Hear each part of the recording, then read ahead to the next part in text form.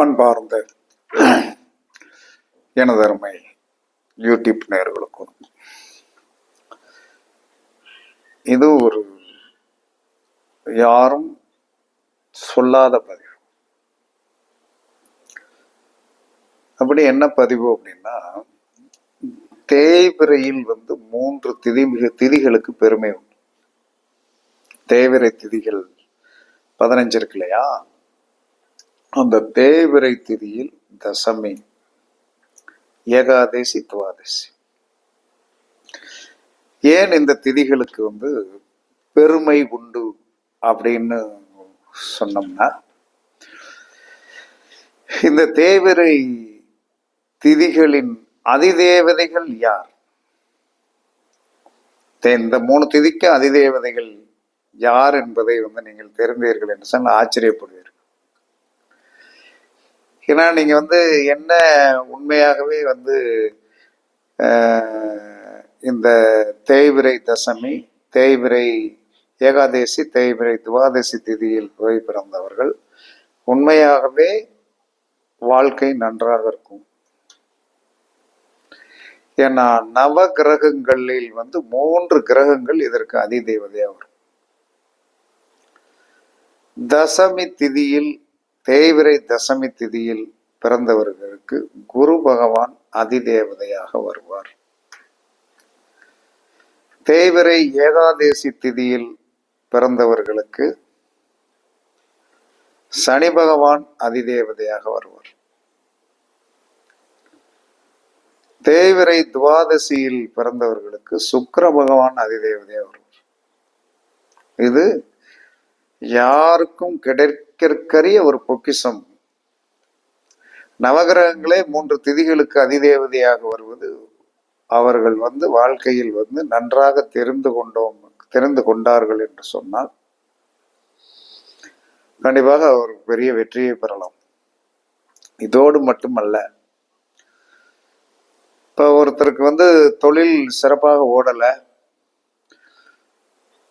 சிறப்பாக ஓடல அப்படின்னா, நீங்கள் யார் எந்த திதியை தேய்பிரை ஏகாதசி திதியில போய் நவகிரகத்தில் இருக்கிற அல்லது தனியாக இருக்கிற சனீஸ்வர பகவானுக்கு நீங்கள் என்ன சொல்லலாம்னா, நீலக்கலர் மாலை போட்டு 2 நெய் தீபம் போட்டு வந்தாலே சனீஸ்வரன் அள்ளி கொடுத்துருவார். ஏன்னா அவருக்கு உண்டான திதி அந்த தேய்பிரை ஏகாதசி என்பது சனி அதுக்கு அதிதேவதையா வந்துடுறாரு.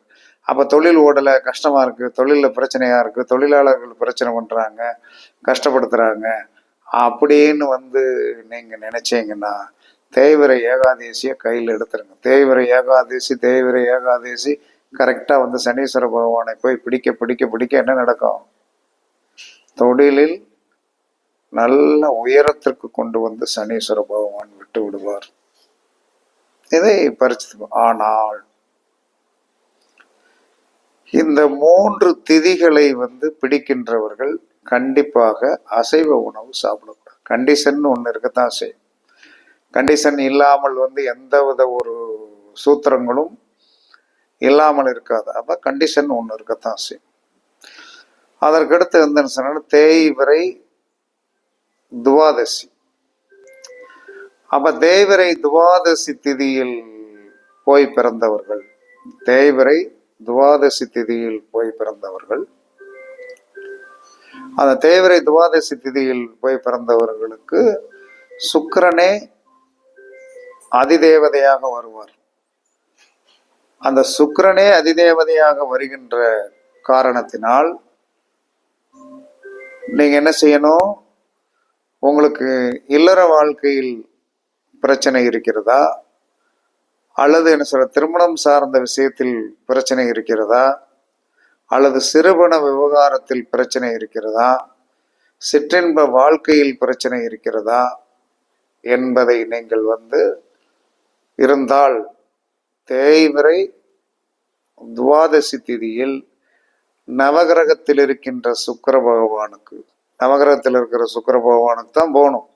நவகிரகத்தில் இருக்கிற சுக்கிர பகவானுக்கு மல்லிகைப்பூ மாலை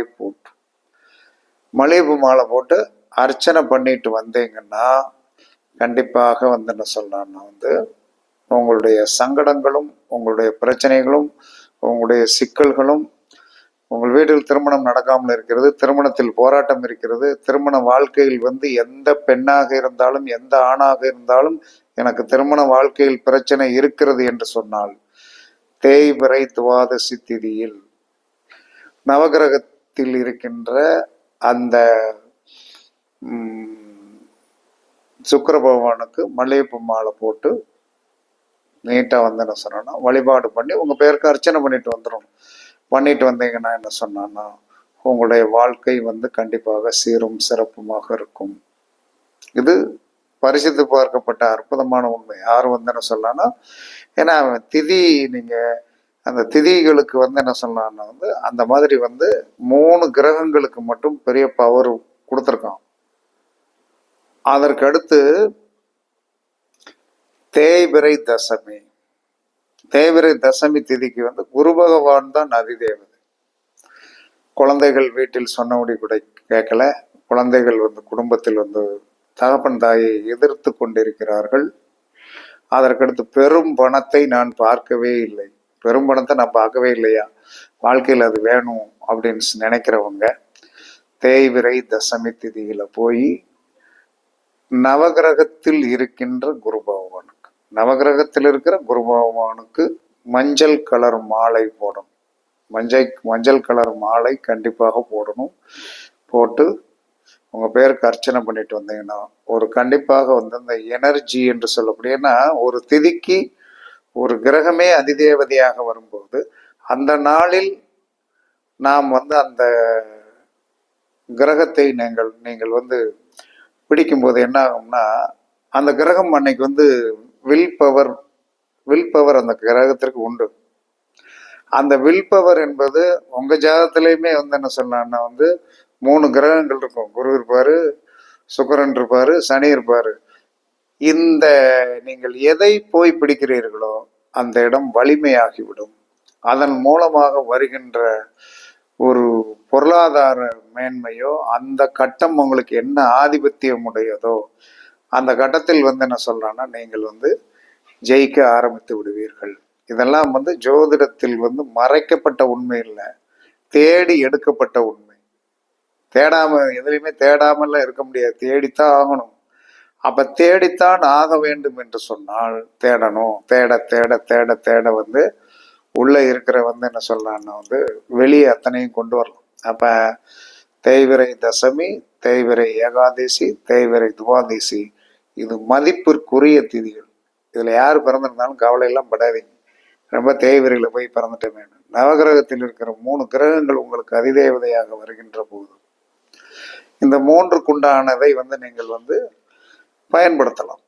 உங்களுக்கு எது தேவையோ, உங்களுக்கு இந்த 3ல எது வீக்கா இருக்குது, குரு வீக்கா இருக்காரா, சுக்கிரன் வீக்கா இருக்காரா, சனி வீக்கா இருக்காரா, இந்த 3ஐயும் வந்து நீங்கள் பயன்படுத்த பயன்படுத்த பயன்படுத்த உங்களுடைய வாழ்க்கையில் வந்து என்ன சொன்னா பிரகாசம் வந்து கண்டிப்பா இருக்கு. எல்லாரும் தேய்பிறையில மறந்துட்டோம், நம்ம வலிமை இல்லாத ஆளு, நம்ம வந்து என்ன சொல்லணும் என்னத்துக்கு லாயக்கில்லைன்னுலாம் நினைக்கலாம் வேண்டாம். அதாவது வந்து சூரியனுக்கும் சந்திரனுக்கும் உள்ள டிஸ்டன்ஸ் அதிகமாகி போச்சு, அவ்வளவுதான்.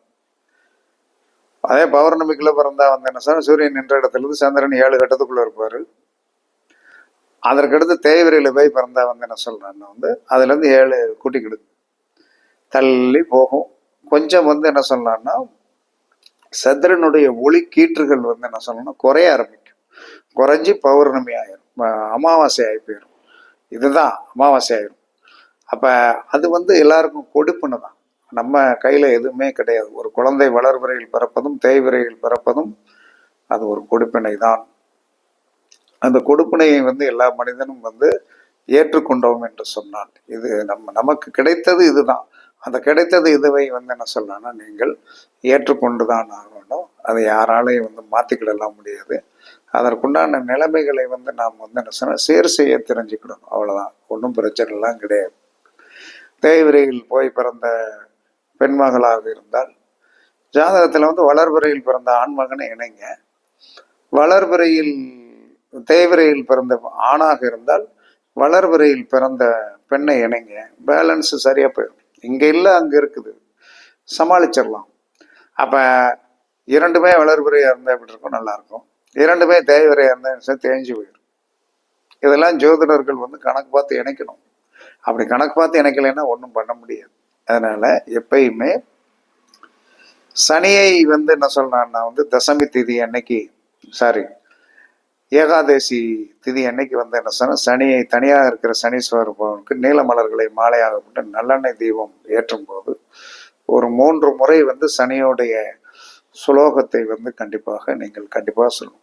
தெய்வங்களுக்கு முன்னாலோ நவகிரகங்களுக்கு முன்னாடி மந்திரங்கள் சொன்னீர்கள் என்று சொன்னால் அது நல்ல பலிதமாகும்.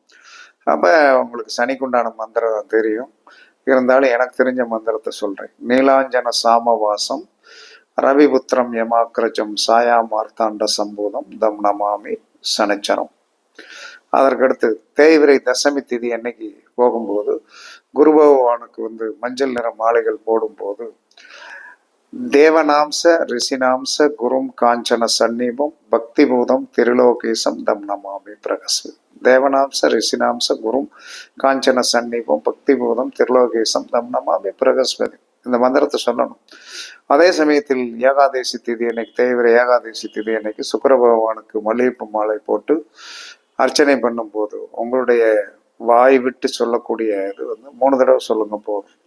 கிமகுந்த மிருநாளாவும் தைத்தியனாம் பரமம் குரும் சர்வசாஸ்திர பிரவக்தாரம் பார்க்கவும் பிரணமாமம். கிமகுந்த மிருநாளாவும் தைத்தியனாம் பரமம் குரும் சர்வசாஸ்திர பிரவக்தாரம் பார்க்கவும் பிரணமாம். இப்படி சொல்லி நீங்கள் வழிபாடு பண்ண இது ஸ்பெசிஃபிக்காக அந்த திதியை வந்து யார் வேணாலும் பிடிக்கலாம். பிறந்தவர்கள் பிடித்தால் உடனே பலன். அதில் நாங்கள் பிறகுல ஆனால் வந்து என்ன சொன்ன, அந்த குரு, அதற்கடுத்து சனி, சுக்கிரனை வந்து 3 பேரை வேலை செய்ய வைக்கணும்னா இந்த திதி காலங்களில் நவகிரகத்தில் இருக்கின்ற இந்த கிரகத்தை இந்த மாதிரி நீங்கள் சுலோகம் சொல்லி பிடித்தீர்கள் என்று சொன்னால் உங்கள் ஜாதகத்தில் வந்து சனி வேலை செய்வார், சுக்கிரன் வேலை செய்வார், குரு வேலை செய்வார். இது 3ம் என்ன சொன்னா பஞ்சமாதி ஐவரில் 3 பேர் ரொம்ப முக்கியமானவர்கள். பஞ்சமாதி ஐவரில் வந்து இந்த 3 பேரும் ரொம்ப முக்கியமானவர்கள். பிடித்து பாருங்கள். சனியுடைய தொந்தரவுகள் இருந்தால் குறையும், சுக்கிரனுடைய தொந்தரவுகள் இருந்தால் குறையும், குருவுடைய தொந்தரவுகள் இருந்தால் குறையும். கண்டிப்பாக ஒரு வெற்றி பாதைக்கு வழிவகுக்கும் என்று கூறி உங்களிடமிருந்து விடைபெறுவது சிப்பிப்பாறை ஜோதிடர் சாதி ராகவன் ஜெயபாலாஜி. சுகமே சொல்க, சுகமே சொல்க. வாழ்க வளமுடன், வாழ்க வளமுடன். வணக்கம், வணக்கம், வணக்கம், வணக்கம், வணக்கம்.